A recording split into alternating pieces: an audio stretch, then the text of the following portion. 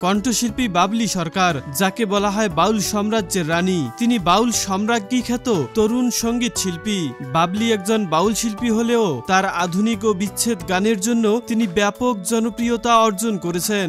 বর্তমানে বাউল সাম্রাজ্যের হাজার হাজার ভক্তমহলের মমতাজের শূন্যস্থান তিনিই পূরণ করেছেন। বাবলি সরকার বাউল পরিবারে জন্মগ্রহণ করেন। তার পিতা বাবুল সরকারও বাউল শিল্পী। তিনি ঢাকার আদাবরে জন্মগ্রহণ করেন ও বেড়ে ওঠেন।